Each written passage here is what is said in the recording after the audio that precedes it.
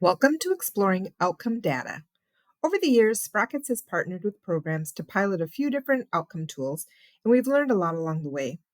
Outcome data has proven to be the trickiest data set to support across a network, mostly because it's so dependent on the unique context of each program. In this video, we'll take a big picture look at what to consider when deciding whether or not to collect outcome data. Then we'll walk through the key steps to help you determine what approach will work best for your program. You've likely seen this slide before, highlighting the 4 areas of data that we frame within our continuous program improvement cycle. This data is intentional and the formula is backed by research. We know that when young people consistently attend high-quality programs where they have positive experiences and meaningful connections, they are more likely to experience positive outcomes, socially, emotionally, and academically. And those outcomes matter. That's why we do the work. So, based on this formula, if you are collecting data and improving it in other areas, we know that young people will have positive outcomes. So, why do we worry about measuring it? Well, programs want to make sure that they are making the impact in the ways that they intend. Let's start by talking about what we mean when we say youth outcomes. Outcomes are specific, measurable changes in attitudes, behavior, knowledge, or skills that youth demonstrate as a result of participating in a program. Here's a list of some outcomes programs might think about. And to make this even more confusing, this isn't an exhaustive list.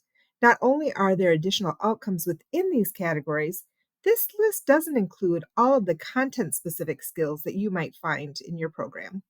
For example, in a sports program, you'd have specific sports related skills like passing, dribbling, or shooting. Or in a gardening program, you may have outcomes around plant identification, crop care, or produce storage. There are many outcomes, which is why it's important to prioritize for your program. What are the specific measurable changes in attitudes, behaviors, knowledge, or skills that youth demonstrate as a result of participating in your program?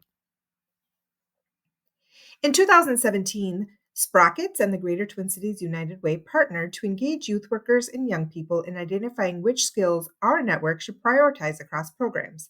Here's what we learned. We had 186 unique skills that were named during the listening sessions. Priorities varied widely, with little consensus on what is currently emphasized or what should be prioritized, and acknowledgement that different young people need different things at different times. And culture and culturally relevant programming also plays a critical role in supporting SEL skill development. And youth workers want more support in building their capacity around SEL. So, as a network, we had to pause and ask, how do we best support all of you in doing this work? From the project, 4 key recommendations emerged: youth worker expertise, investing in the skills, knowledge, and confidence of youth workers; program intentionality, and being deliberate about how SEL skills are built into programming; program environment, creating space where young people feel safe, supported, and able to grow; and then assessment, using tools and process to understand progress and guide improvements. I start here to say this: if your staff aren't building the skills and knowledge they need to feel confident in their roles, and if your program is still working on intentionally embedding skill building into the daily practices, and if you're still working on creating the kind of environment where young people feel safe and supported and able to grow, then your priority right now should be strengthening those foundations. Once those are in place, or at least a foundation has started, then the assessment will be a powerful tool to build on and show the impact of your work. As we mentioned earlier, with this formula, program quality directly impacts how young people experience the program and the outcomes they're able to realize. So prioritizing those first 3 items might be your starting point. If you want to connect your program to the outcomes young people achieve, it helps to think through exactly how your program links to those outcomes. Here's an example of a logic model. Your program may already have one, but often logic models get created and then forgotten, or new staff join and never see them. If you don't have a logic model, or if yours is outdated, this could be a great project to tackle this year, or at least a conversation to start with your team. For today, though, we won't go deep into logic models. There are plenty of resources online if you want to learn more. Instead, let's use this graphic as a way to think about outcomes. The green column represents inputs. Those are the resources invested in your program. Notice knowledge and expertise is an input. Just like referenced before, youth worker expertise and time to plan programming are important. Next are the outputs, the tangible products of your work. This could be workshops you offer, the curriculum you use, the number of participants, or even the projects young people create during the program. I like to think of outputs as the intentional content and structure of the program, the what staff are doing, what spaces they create, and the activities that set the stage for the outcomes you want to see. You can see that participation data, who participates and how often, is often considered an output as well, along with those activities, which is where we embed those quality practices like those found in the SEL or YPQA. Finally, we get to the outcomes, the changes or benefits that happen for young people as a result of your work. This is the so what of the work. Outcomes can look different depending on your focus. You might include things like young people building confidence, developing leadership skills, improving school engagement, or forming stronger connections with peers or adults. One important thing to remember is that outcomes are not instant. They happen over time and they can be influenced by many factors outside of your program. That's why it's important to be realistic about what outcomes your program can directly support and which ones you might contribute to but not fully control. When you think about outcomes, you might consider breaking them into categories. Short term outcomes are early changes you might notice, like learning a new skill or trying something new. Intermediate outcomes are shifts that build on those skills, like practicing leadership or showing persistence in challenging activities. It might look like better decision making or increased engagement. And long term outcomes are the bigger life impacts, such as graduating, pursuing career path, or being engaged in the community. These are the changes that many of us hope for but might never see as a result. Some programs have the capacity to do a longitudinal study that tracks the group over a long time, but that requires a lot of funds and capacity. By connecting your program's inputs and outputs to these type of outcomes, you start to see the full picture of the impact your program can have. Here are some examples for different program types showing what outputs could look like versus outcomes. Go ahead and pause the video if you like to read through them. But here's where things get tricky. Many of our programs aren't just STEM or just SEL or just arts. Often, you think of yourselves as enrichment programs with a variety of activities. That's why conversations about outcomes are so important. Outcomes help clarify your program's purpose and the specific changes you want to see. They also keep you accountable to yourselves, to your funders, and most importantly, to your participants and their families. Let's walk through one example in this chart. SEL is listed as its own program type, with groups focused on communication and conflict resolution. Sprocket's longtime friend, Dale Blythe, talks about how SEL skills can be both taught and caught. In this example, the program is teaching the skills through a designated curriculum. But let's say your program doesn't offer a conflict resolution curriculum. You might still want some similar outcomes like improved emotional regulation or stronger relationships. In that case, your inputs, the resources you invest, might include the SELPQA knowledge gained from staff's trainings. Your outputs could then be lesson plans that intentionally embed SEL staff practices that support naming emotions, cultivating empathy, building teamwork, or fostering community. This is intentional planning. It's not just offering enrichment activities, cooking, gym time crafts, and games, and hoping something sticks. It's embedding practices within those activities so that they lead to the outcomes you want and in ways that those skills can be caught and taught. As we begin to talk about how you might measure your outcomes, let's consider 4 different example approaches.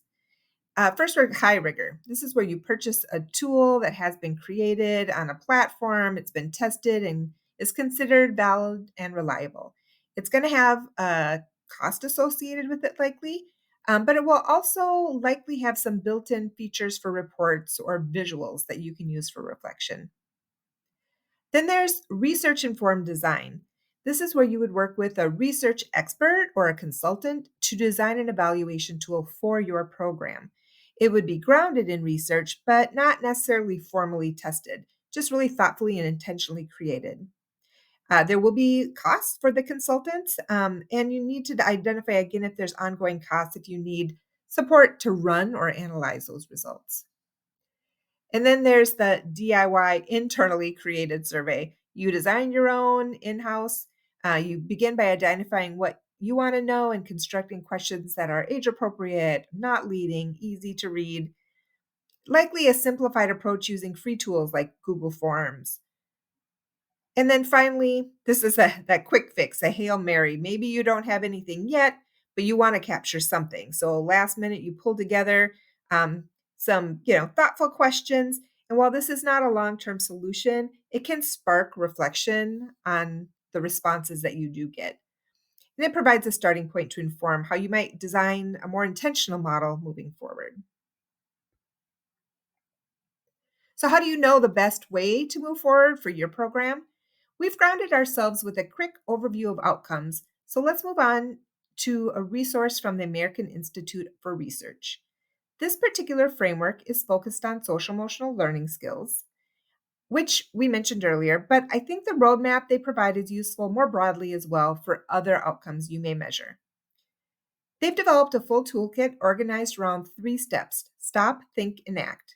Stop is about learning the current SEL assessment landscape and encourages you to pause and reflect on your program's readiness and the conditions needed to support SEL skill development.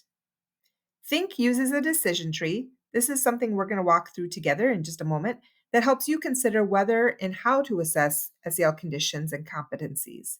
And last is the ACT. They provide a toolkit, a tool index, which you can explore if you're considering adopting an assessment tool to measure SEL in your program. In the decision tree, the first thing to consider, the piece that grounds you in your why, is this: what is the purpose of measuring outcome data for your program? What will you do with the data? In the context of CPI, data can be a low stakes tool that gives you a snapshot of where young people are with the skills you've identified. You can use it in decision making, identifying strengths, highlighting areas that may need more intentional support, and reflect on whether your current strategies are having the impact you hope for, or if adjustments are needed. Think back to the data formula we mentioned earlier. If you're implementing quality practices, for example, with the SELPQA, and young people are reporting positive connections and experiences, and they're showing up consistently, then you're likely to see positive outcomes. Finding ways to measure and validate that progress can be very useful for your team. Measuring outcomes can also help you tell your story more effectively to families, the community, and other stakeholders. It can provide compelling evidence to advocate for resources for your program and lift up the impact of your program. And in some cases, it's not just about learning for your team, it may also be about accountability to funders. You may require you to demonstrate growth in specific skills. In those cases, selecting the right skills and tools becomes even more important. Whatever the reason, being clear on your purpose before you move forward will make the next steps in the decision tree more meaningful. The next touch point in the decision tree is to identify the level of rigor that makes sense for the purpose you identified. There are 3 key terms to consider depending on which purpose. How much weight will you give each? Validity. That's the degree to which an assessment actually measures what it's supposed to measure. And you may ask yourself, is it well established? Has it been researched? Or what ages, populations, or demographics were involved in the validation process? Reliability is about the dependability. How consistent and stable would the results be? This considers if we measure again, would the results look similar? Are the findings credible? Or could they be a fluke? Reliable tools are also replicable, meaning other researchers or practitioners can repeat the process and get similar outcomes. Reliability reduces the impact of random or fluctuating data. And finally, fidelity. Fidelity is about whether the tool is being implemented as intended. Valid and reliable assessments usually come with specific guidelines for administration. This might include the multiple data points for collecting pre and post surveys, for example, a required number of contact hours before measurement, the same staff completing observation ratings over time, training for those administering the assessment. In short, validity asks, is it the right tool? Reliability asks, will the result hold up? And fidelity asks, are we using the tool the right way? Based on your purpose or intended use, you may already have an idea of the level of rigor that you need, but there are other variables to consider as well. Some variables in considering the level of rigor include the practicalities, the infrastructure, and limitations. When you talk about rigor, we are talking about those ideas from the last slide around validity, reliability, and fidelity.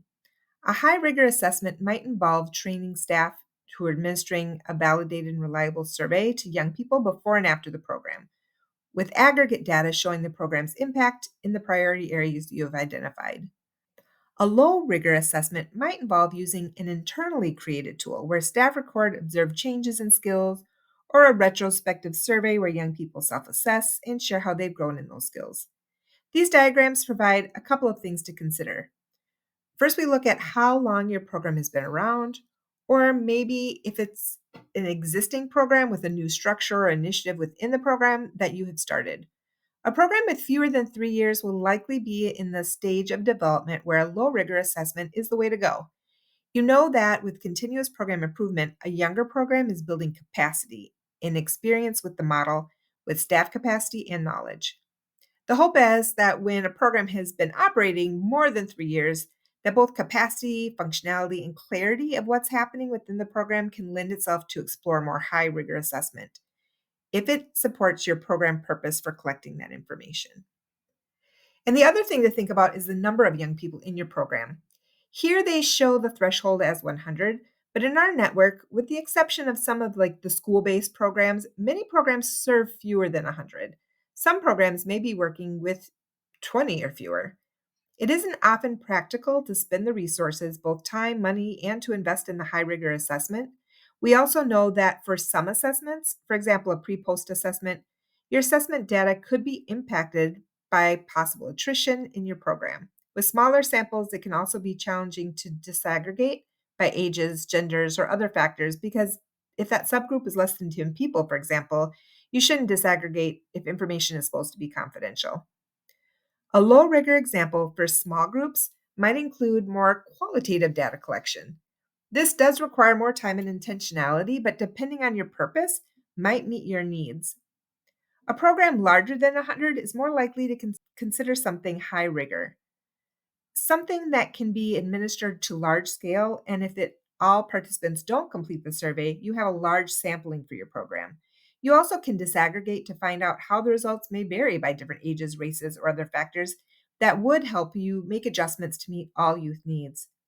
These type of assessments will require an infrastructure that can support a large scale of data collection. There is a note about low vigor considerations as well. In some circumstances, it may benefit a site to do a combination, especially if your large assessment doesn't provide the nuance that you might get with your own design process to go deeper. The last decision points you need to consider when looking at outcome assessment tools is to consider the burden. This addresses some of the capacity notes stated earlier. Consider the population of young people. Does the benefit of the assessment outweigh the burden? Will you be using passive consent or active consent to complete the assessments? How will families know how the data will be used and or if it'll be shared with others? And consider staff time and energy. What training is needed to administer the survey or the protocol? Depending on the age of the participants, can you consider electronic data collection or will it be handwritten responses that will need to be manually entered? What processes do you have in place to manage the data? Managing data is more than collecting data. What do you do with it next? I love spreadsheets as much as the next person, but I don't know how much time I spent in the past sorting, filtering, and theming spreadsheets, counting and calculating percentages. If you're making a survey or assessment, make sure you know what you're going to do with the results and how you will analyze them. And finally, what funds are available, either to purchase an assessment platform or contract with an outside evaluator. The last step in the decision tree asks us to think about ethics and the big picture of our data collection. Thinking about things around how it will impact your participants, if it aligns with your mission and values. How are you going to use the data? And we do think that using this information for reflection and improvement is really an important piece, but also then consider whose other voices are a part of that conversation. Your direct service staff, the young people themselves. Like, how can you really use this data in a way that's transparent and engaging for the community? And also thinking about, can you highlight the strengths in the areas of growth without stigmatizing the young people that you work with? After walking through the decision tree, if you've determined that you want to explore some high rigor assessment tools, here are a few places you can start your research. AIR, in addition to the content from this overview, offers a tool index that you can explore. The Forum for Youth Investment has a 2014 report, so it's a little dated, but still useful in seeing what tools are out there and for thinking about what they measure and what parameters to consider. Also, check out CASTLE. It's the Collaborative for Academic, Social, and Emotional Learning. They offer a robust collection of research briefs and resources focused on SEL. And even our Minnesota Department of Education, they provide an SEL assessment guidance that you might find helpful.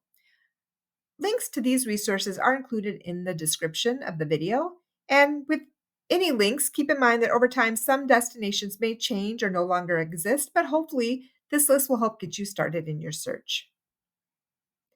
If you are interested in creating an outcome measure resource internally, here's one way to get started.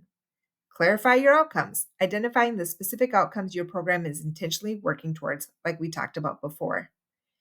A great resource to check out is Youth REX.